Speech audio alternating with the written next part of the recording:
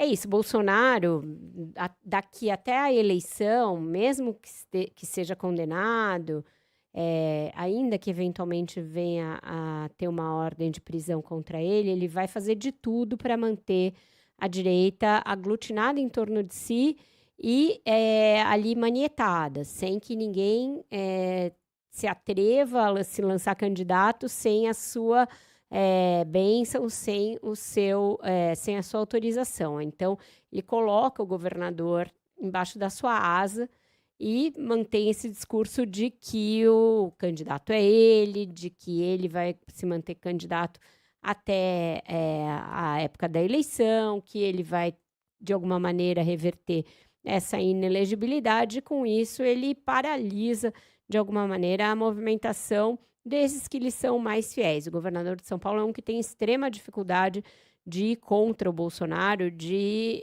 dar algum passo que não seja combinado com ele, que não seja um jogo combinado com ele. Outros nomes já lançados da direita têm menos compromisso. Então, a gente vê o governador de Goiás se movimentando bastante, o governador do Paraná a mesma coisa, o de Minas, mas o Tarcísio tem um compromisso com o Bolsonaro maior, como ficou evidente até ao topar fazer esse grito aí meio de cowboy, que não tem o menor cara dele, tem nada a ver com o estilo dele, mas ainda assim ele foi lá e pagou esse pedágio, né?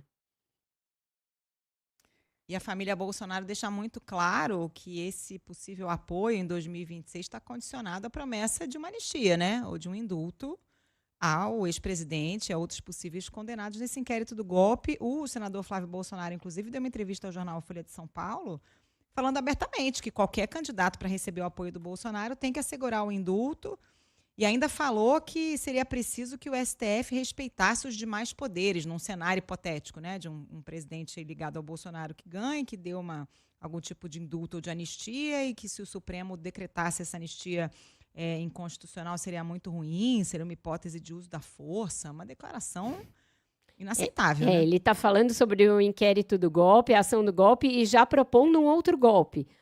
Se a gente ganhar, a gente já vai fazer ali um outro esquema para dar um golpe. É uma entrevista bem amalucada essa daí.